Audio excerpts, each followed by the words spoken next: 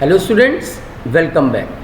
बच्चों, आपके पास मेरा जो असाइनमेंट है, लास्ट वीडियो में उस असाइनमेंट का मैं अप्रैल 16 तक की एंट्री समझा चुका हूँ और अब इस वीडियो में मैं आपको आगे बढ़ा रहा हूँ।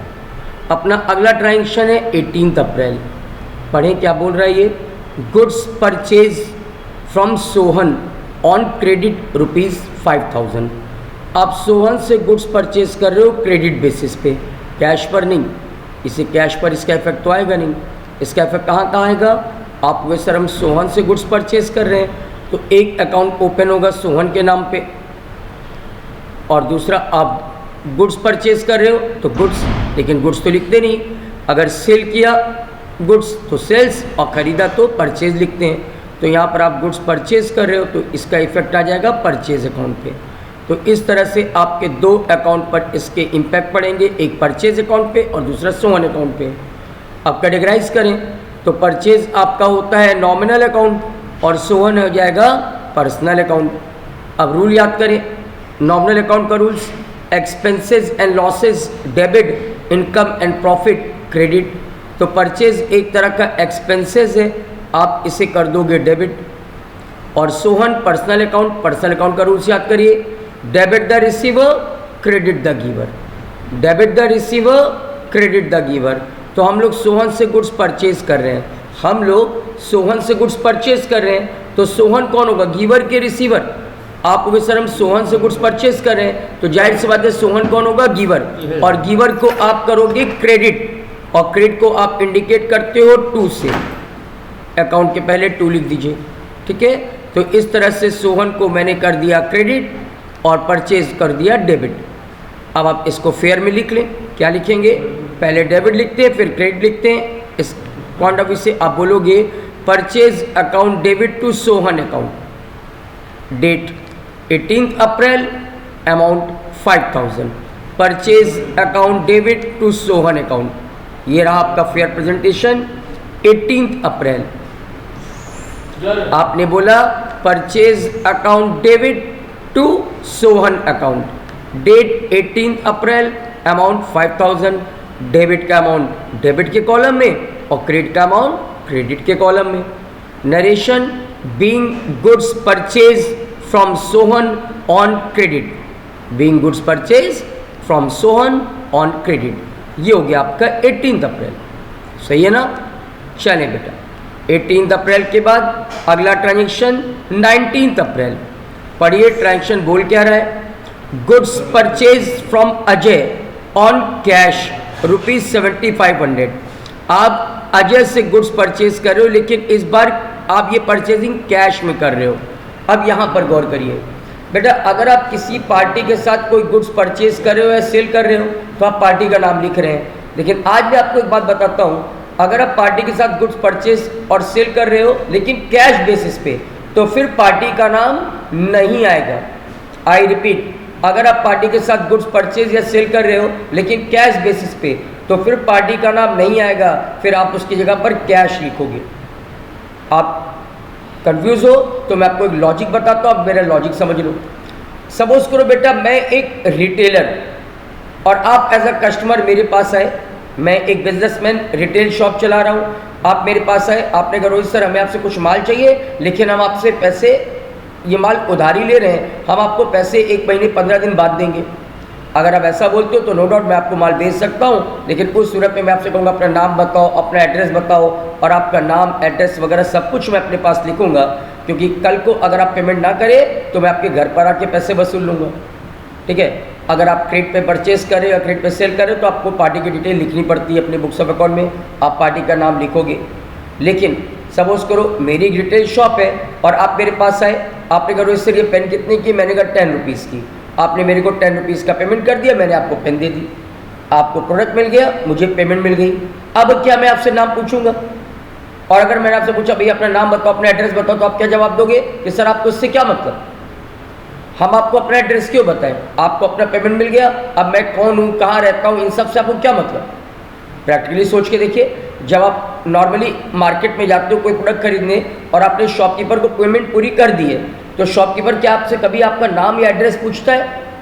अगर पूछेगा अपना एड्रेस बताओ, तो क्या उसको अपना नेम और एड्रेस वगैरह बताओगे? आपको कहोगे सर आपको इससे क्या मतलब, हमने तो आपका पेमेंट कर दिया, अब मैं कौन हूँ कहाँ रहते, इससे आपसे क्या मतलब, बात समझ रहे हैं। तो मैं सीधा कहना चाहता हूँ कि अगर आप कोई गुड्स परचेज कर रहे हो या सेल कर रहे हो किसी पार्टी के साथ उधारी, तो आप पार्टी का नाम लिख रहे हैं, लेकिन अगर आप परचेज या सेल पार्टी के साथ कर रहे हैं लेकिन क्वेश्चन में कैश वर्ड आ जाए तो फिर पार्टी का नाम नहीं लिखेंगे।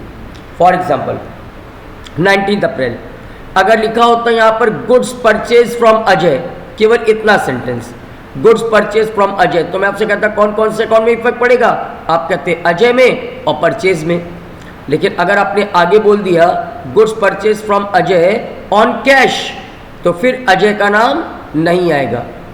अब आप कहोगे सर कौन कौन से अकाउंट में फिर फर्क पड़ेगा, तो मैं कहूँगा आपने गुड्स परचेज किया अजय से लेकिन कैश बेसिस पे, तो एक इफेक्ट आपका फिर कैश पे आ जाएगा, आपके पास से कैश जा रही है तो एक इफेक्ट आ जाएगा कैश पे और दूसरा इफेक्ट आ जाएगा परचेज पे, और इस तरह से इस कहानी में अजय का नाम नहीं आएगा। तो याद रखिएगा अगर आप कोई गुड्स परचेज कर रहे हो या सेल कर रहे हो किसी पार्टी के साथ लेकिन कैश बेसिस पे, तो फिर पार्टी का नाम आप इग्नोर कर देंगे, फिर आप पार्टी नेम की जगह कैश लिखेंगे। यानी आप कह सकते हो फिर तो इस ट्रांजेक्शन से कौन कौन से अकाउंट पर इफेक्ट पड़ा, एक आप गुड्स परचेज कर रहे हो तो एक अकाउंट खोलेगा परचेज अकाउंट, और दूसरा आपने गुड्स परचेज किया है लेकिन कैश बेसिस पे, तो पार्टी का नाम नहीं, यहाँ पर कैश अकाउंट का नाम आएगा कैश। अब कैटेगराइज करें तो परचेज ये हो गया नॉमिनल अकाउंट और कैश ये हो गया रियल अकाउंट। अब रूल चलाएं, आप कहोगे sir purchase nominal account, nominal account का rules expenses and losses debit, income and profit credit. तो परचेज एक तरह का एक्सपेंसेस है, आप इसे करोगे डेबिट, ठीक है। चलिए कैश को क्या करें, रियल अकाउंट का रूल चलाइए, debit what's comes in and credit what's goes out. Debit what's comes in, credit what's goes out. जब आप बेटा गुड्स परचेज करोगे तो सप्लायर को आपको कैश देनी पड़ेगी, आपके पास से कैश जाएगी, तो debit what's comes in but credit what's goes out, तो कैश आपके पास से जाएगी, इस वजह से आप कैश को क्रेडिट कर देंगे। और क्रेडिट करने के लिए इंडिकेशन क्या होता है, 2, आप अकाउंट के पहले 2 लगा दें। इस तरह से ये एंट्री बन गई purchase account debit to cash, purchase account debit to cash, amount 7500, date 19 April. तो ये देखिए फिर 19 April purchase account debit to cash, 19 April purchase account debit to cash, entry का अमाउंट 7500, डेबिट के लिए 7500 डेबिट के कॉलम में और क्रेडिट के लिए 7500 क्रेडिट के कॉलम में। ये हो गया आपका 19 अप्रैल। आगे बढ़े नेक्स्ट 20 अप्रैल, इसमें भी देखिए सेम प्रॉब्लम आएगी। आपने लिखा है गुड सोल्ड टू विजय लेकिन फॉर कैश, फिर कहूँगा अगर ये फॉर कैश वर्ड ना होता तो मैं आपसे कहता कौन कौन से अकाउंट में इफेक्ट पड़ा, आप कहते सर विजय पे और सेल्स पे।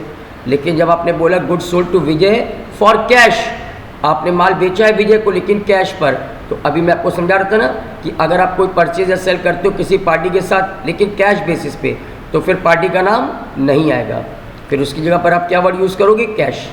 तो हमारे कौन कौन से अकाउंट में इफेक्ट पड़ेगा, कैश अकाउंट पे और सेल्स अकाउंट पे। तो आपने बोला सर 2 अकाउंट में फ़र्क पड़ेगा, एक सेल्स अकाउंट पे और दूसरा कैश अकाउंट पे।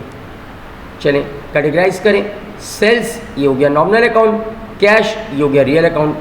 अब रूल चलाएं, नॉमिनल अकाउंट का rules expenses and losses debit, income and profit credit.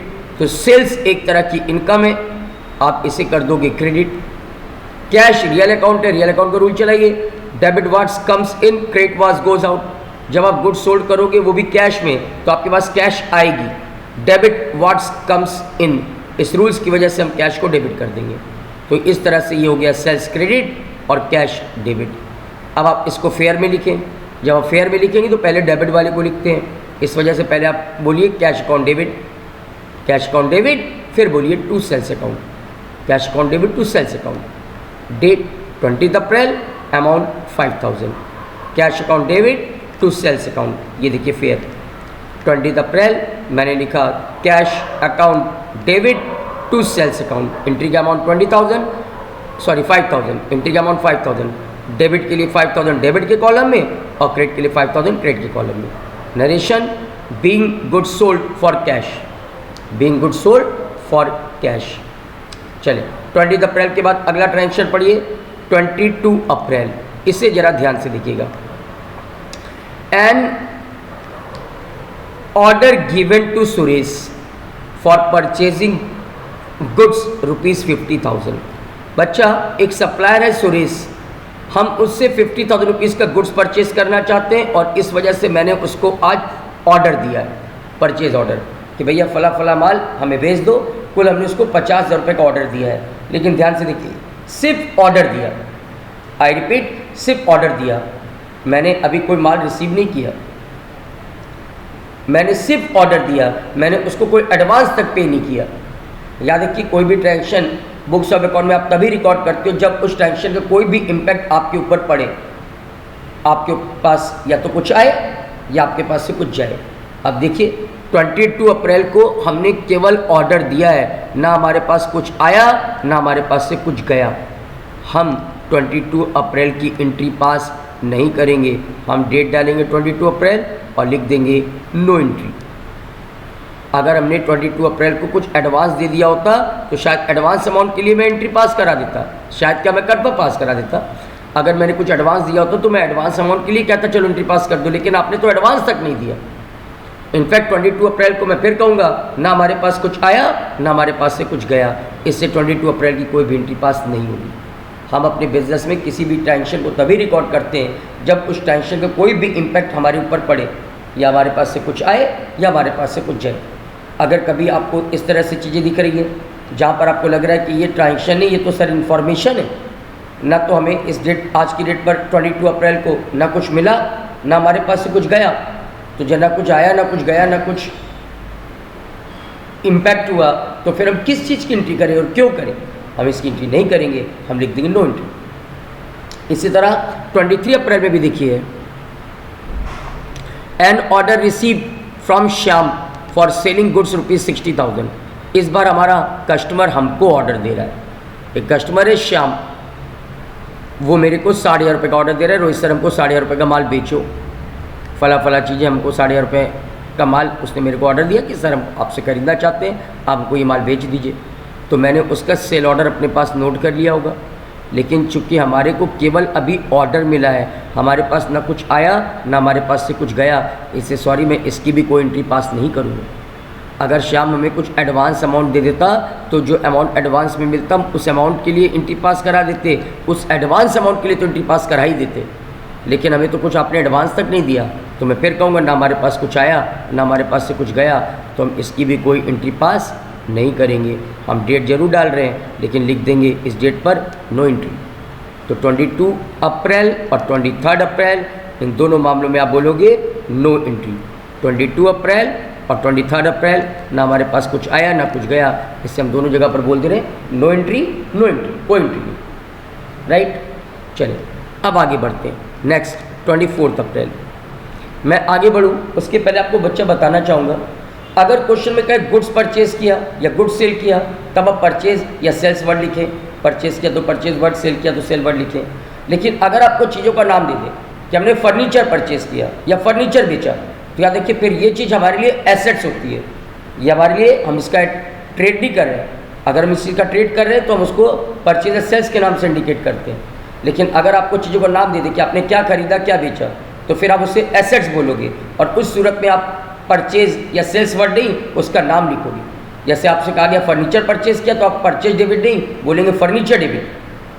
अगर आपसे कहा फर्नीचर सेल आउट किया तो आप टू सेल्स नहीं, आप बोलेंगे टू फर्नीचर। यानी आपको जब चीज़ों का नाम दे, फर्नीचर, मशीन, बिल्डिंग, तो आप फर्नीचर, मशीन, बिल्डिंग जो भी एसेट्स का नाम है वो लिखेंगे, ना कि परचेज या सेल्स। इस बात को ध्यान में रख करके अब आगे कुछ इंट्रिया समझिएगा। बोलिए 24 अप्रैल क्या लिखा है? फर्नीचर परचेज, ये नहीं बोला गुड्स परचेज। अगर गुड्स परचेज बोलता तो मैं परचेज अकाउंट लिखता, लेकिन आपने चीज़ों का नाम दे दिया कि आपने क्या परचेज किया, फर्नीचर परचेज किया। इसका मतलब फर्नीचर आपके लिए एसेट्स है। अब यहाँ पर फर्नीचर परचेज करने पर परचेज अकाउंट नहीं, फर्नीचर अकाउंट का नाम लिखेंगे। तो आप फर्नीचर परचेज कर रहे हो, एक इफेक्ट पड़ेगा फर्नीचर अकाउंट पे, फर्नीचर के नाम पे एक अकाउंट ओपन करिए। और दूसरा आप ये फर्नीचर परचेज कर रहे हो कैश में, तो दूसरा इफेक्ट पड़ेगा आपका कैश पे, एक अकाउंट आ गया कैश अकाउंट। चलिए फर्नीचर क्या है, आपको सर फर्नीचर रियल अकाउंट है। कैश क्या है? कैश भी तो रियल अकाउंट है। रियल अकाउंट का रूल्स क्या होता है? Debit what's comes in, credit what's goes out. तो दोनों ही रियल अकाउंट है, इसी रूल से दोनों को डेबिट या क्रेडिट करें वो समझिए। फर्नीचर परचेज कर रहे हैं आप, तो फर्नीचर परचेज करेंगे तो फर्नीचर आपके पास आएगा। डेबिट व्हाट्स कम्स इन, इस रूल्स के तहत आप फर्नीचर को डेबिट कर दें। और कैश, ये भी रियल अकाउंट है, सेम रूल के हिसाब से सोचिए क्या करें, डेबिट या क्रेडिट। तो आपको कहें सर हमने फर्नीचर खरीदा कैश में, तो हमारे पास से कैश जाएगी तो हम इसे क्रेडिट वाज गोज आउट, इस वजह से हम इसे क्रेडिट कर देंगे। तो आपकी एंट्री बन गई furniture account debit to cash account, furniture account debit to cash account, date 24 April, amount 5000। Furniture account debit to cash account, ये देखिए 24 April, furniture account debit to cash account, entry का amount है 5000। Debit के लिए 5000 debit के column में, credit के लिए 5000 क्रेडिट के कॉलम में। Narration, being furniture purchase on cash, being furniture purchase on cash. तो इस तरह से ध्यान रखिएगा, जब आपको चीज़ों का नाम दे दे, furniture, land, building, plant, machine, तो फिर परचेज या सेल्स नहीं, फिर जो नाम दिया वो नाम लिखेंगे, क्योंकि वो आपका माना जाता है कि आपकी एसेट्स है, ठीक है, नॉट अ ट्रेडिंग गुड्स। आप इस चीज़ का बिजनेस नहीं कर रहे हो, ये आपके लिए एसेट्स है। जब आप कोई एसेट परचेज करते हो, सेल करते हो, तो फिर उस एसेट्स का नाम लिखा जाता है, फिर परचेज या सेल्स वर्ड नहीं लिखेंगे। ये देखिए अगले में भी यही होने वाला है। 26 अप्रैल, नेक्स्ट ट्रांजेक्शन पढ़िए क्या लिखा है। An old machine sold to Radhe for cash, आपने क्या बेचा, नाम दिया हुआ मशीन, इसलिए सेल्स नहीं लिखेंगे, आप नाम लिखेंगे मशीन। जब चीज़ों का नाम दे तो नाम लिखिए, फिर परचेज या सेल्स वर्ड नहीं लिखा जाता। आप मशीन बेच रहे हैं, नाम दिया मशीन, इसलिए आप लिखिए, एक अकाउंट इफेक्ट करेगा मशीन। अच्छा, दूसरा राधे ले ले क्या, आपको नहीं सर अभी आप ही ने तो कहा था, अगर आप किसी पार्टी के साथ कोई सेल या परचेज करते हो लेकिन कैश में, तो फिर पार्टी का नाम नहीं लिखते, फिर कैश लिखते हैं। तो वही चीज़ तो यहाँ भी हो रहा है, आप राधे को ये मशीन बेच रहे हो लेकिन कैश में, तो फिर राधे का नाम नहीं लिखेंगे, फिर क्या नाम लिखेंगे, कैश का। तो इस तरह से इस ट्रांजेक्शन में दो चीज़ों पर इम्पैक्ट पड़ेगा, एक मशीन पे, एक कैश पे। मशीन ये भी रियल अकाउंट, कैश ये भी रियल अकाउंट, तो रियल अकाउंट का रूल चलाइए। और क्या कहता है रियल अकाउंट का rules, debit what's comes in, credit what's goes out. तो आप मशीन सेल कर रहे हो, मशीन आपके पास से गई, क्रेडिट करें, और जब आप मशीन सेल करोगे तो कैश आपके पास आएगी, डेबिट व्हाट्स कम्स इन, इस वजह से कैश को डेबिट कर दें। इस तरह से आपकी एंट्री में क्या आया, कैश डेबिट साइड में और मशीन क्रेडिट में। हमें पहले डेबिट लिखना पड़ता है ना, तो आप एंट्री बोलो, cash account debit to machine account, cash account debit to machine account, date 26 April, amount 20,000। ये देखिए फेयर दिखा रहा हूँ, 26 अप्रैल, कैश अकाउंट डेबिट, पहले डेबिट वाले को लिखते फिर क्रेडिट वाले को, फिर क्रेडिट में बोलिए टू मशीन अकाउंट। इस एंट्री का अमाउंट है 20,000, तो डेबिट के लिए 20,000 डेबिट के कॉलम में और क्रेडिट के लिए 20,000 क्रेडिट के कॉलम में लिख दीजिए, ठीक है। ये हो गया 26 अप्रैल। चलें आगे बढ़ते हैं, अपना अगला ट्रांजेक्शन देखिए किस डेट को है, 28 अप्रैल को। क्या कह रहा है ट्रांजेक्शन 28 अप्रैल को, अ कंप्यूटर परचेज, देखो फिर नाम दे दिया कंप्यूटर, तो परचेज नहीं, कंप्यूटर नाम लिखेंगे। आपने कंप्यूटर परचेज किया इसलिए परचेज नहीं, आप नाम दिया तो नाम लिखे, कंप्यूटर का नाम तो कंप्यूटर अकाउंट, तो एक इफेक्ट पड़ेगा कंप्यूटर अकाउंट पे। Computer purchase from Neeraj on credit, आपने ये कंप्यूटर खरीदा नीरज से लेकिन कैश पे नहीं, उधार खरीदा है, इसलिए नीरज का नाम लिखेंगे। कैश खरीदा होता तो नीरज का नाम नहीं लिखते, कैश का नाम लिखते। तो कौन कौन से अकाउंट में इफेक्ट पड़ा, कंप्यूटर पे और नीरज पे। कंप्यूटर ये तो हो गया एसेट्स रियल अकाउंट, और नीरज ये हो गया पर्सनल अकाउंट। अब रूल समझिए और डेबिट क्रेडिट के बारे में आइडिया लगाइए। आइए पहले रियल अकाउंट का rule, debit what's comes in, credit what's goes out. तो आप कंप्यूटर परचेज कर रहे हो, कंप्यूटर आपके पास आएगा, डेबिट व्हाट्स कम्स इन, इस रूल्स के तहत कंप्यूटर को डेबिट कर दीजिए। नीरज पर्सनल अकाउंट है, पर्सनल अकाउंट का रूल्स याद करिए, debit the receiver, credit the giver, debit the receiver, credit the giver. तो जब आप नीरज से कंप्यूटर खरीद रहे हो तो नीरज कौन होगा, गिवर, और गिवर को आप क्या करते हो, क्रेडिट। तो हम कर देंगे क्रेडिट के लिए 2, अकाउंट के पहले लिख दीजिए 2, तो 2 नीरज। इस तरह आपकी एंट्री बन गई, computer account debit to Neeraj, computer account debit to Neeraj, amount 5000, date 28 April. तो डेट 28 अप्रैल, डेबिट में क्या था, कंप्यूटर अकाउंट डेबिट, क्रेडिट में क्या था, नीरज, तो 2 नीरज अकाउंट। एंट्री का अमाउंट था आपका 5000, डेबिट के लिए 5000 डेबिट के कॉलम में, क्रेडिट के लिए 5000 क्रेडिट के कॉलम में। Narration, being computer purchase from Neeraj on credit, being computer purchase from Neeraj on credit, ठीक है। 28 अप्रैल के बाद next transaction 29 April, wages paid ₹500। सोच के देखिए कौन कौन से अकाउंट पे इफेक्ट पड़ेगा।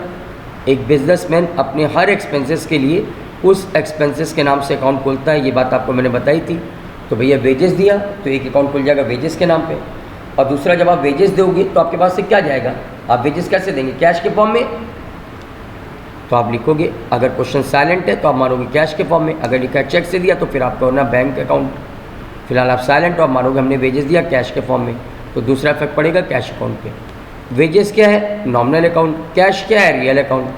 तो वेजेस पे दो अकाउंट पे इफेक्ट करेगा, एक वेजेस पे एक कैश पे, कैश रियल अकाउंट और वेजेस नॉमिनल अकाउंट। अब रूल के हिसाब से समझिए इसको डेबिट करें या क्रेडिट। तो नॉमिनल अकाउंट का रूल्स कहता है expenses and losses debit, income and profit credit. तो आप वेजेस पे कर रहे हो, ये तो एक्सपेंसेस है, एक्सपेंसेस डेबिट होते हैं, इससे वेजेस को डेबिट करिए। कैश रियल अकाउंट है, और रियल अकाउंट का रूल्स क्या कहता है, debit what's comes in, credit what's goes out. तो जब आप वेजेस पे करोगे तो कैश आपके पास से जाएगी, क्रेडिट व्हाट्स गोज आउट इस रूल्स के हिसाब से फिर आप कैश को क्रेडिट कर दो। यानी आपकी एंट्री क्या बन गई, wages account debit to cash account, wages account debit to cash account, amount 500, date 29 April. ये देखिए फेयर में दिखाता हूँ, 29 April, wages account debit to cash account, entry का अमाउंट 500। एंट्री का अमाउंट कितना है देखिए,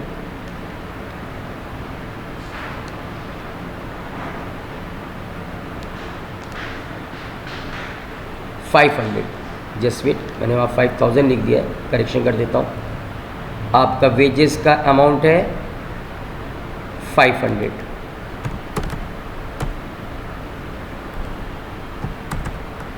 ठीक, चलिए। तो wages account debit to cash 500। Narration, being wages paid in cash, being wages paid in cash. चलिए लास्ट ट्रांजेक्शन पढ़िए क्या कह रहा है।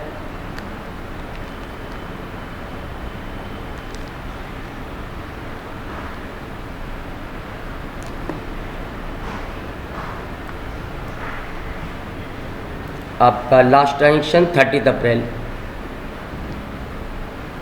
Interest receive ₹1500। आपको 1500 रुपीज़ का इंटरेस्ट मिल रहा है। मैंने आपसे कहा था एक बिजनेसमैन अपने हर एक्सपेंसेस के लिए उस एक्सपेंसेस के नाम से अलग अलग अकाउंट खोलता है। सेम लाइक अपनी हर इनकम के लिए उस इनकम के नाम पे एक सेपरेट अकाउंट ओपन करता है। तो मेरे को इंटरेस्ट मिला, एक अकाउंट खोलूँगा इंटरेस्ट के नाम पे। दूसरा अकाउंट कौन सा इफेक्ट करेगा, आपको जब इंटरेस्ट मिलेगा तो आपके पास क्या आएगी, कैश। तो आपको इससे दूसरा अकाउंट इफेक्ट करेगा, वो होगा कैश। तो दो अकाउंट पे फ़र्क पड़ा, एक इंटरेस्ट पे एक कैश पे। इंटरेस्ट क्या है, नॉमिनल अकाउंट, कैश क्या है, रियल अकाउंट। अब कैटेगराइज करने के बाद रूल चलाइए। पहले नॉमिनल अकाउंट का rules, expenses and losses debit, income and profit credit. तो यहाँ पर इंटरेस्ट मिल रहा है, ये तो आपकी इनकम हो गई, इनकम क्रेडिट होती है, तो इंटरेस्ट के लिए क्रेडिट करिए 2 लिख करके। कैश रियल अकाउंट है, और रियल अकाउंट का रूल्स क्या कहता है, debit what's comes in, credit what's goes out. Debit what's comes in, credit what's goes out. तो जब आपको इंटरेस्ट मिलेगा तो कैश आपके पास आएगा, इस वजह से debit what's comes in rule चलाएं, कैश को डेबिट कर दें, डेबिट व्हाट्स कम्स इन। ठीक है, तो इंटरेस्ट क्रेडिट, कैश डेबिट, ये है आपकी रफली। फेयर में कैसे लिखेंगे, फेयर में आप इसी चीज़ को लिखेंगे, लेकिन रूल्स कहता है पहले डेबिट लिखा जाता है फिर क्रेडिट। तो पहले बोलिए कैश अकाउंट डेबिट, फिर बोलिए to interest account. Cash account debit to interest account, 1500 रुपया amount, date 30 April. Cash account debit to interest account, cash account debit to interest account 1500। Debit के लिए डेबिट के कॉलम में, क्रेडिट के लिए credit के कॉलम में। Narration, being interest receive in cash. बस हो गया। चलिए अब एक काम करिए, ख़त्म हो गई सारी एंट्री, इसलिए इसका टोटल करिए और देखिए ग्रैंड टोटल कितना आ रहा है, और उसका टोटल लिख देंगे ग्रैंड टोटल के नाम पर। तो चलिए आइए टोटल करके देखते हैं। पहले डेबिट, वैसे डेबिट क्रेडिट सेम आएगा। डेबिट 5000, 25,000, अगेन 5000 प्लस 7000, 25,000, 7000, 15,000, 35,000, 5,000, 7500, 5000, 5000, 20,000, 5,000, 500 और 1500।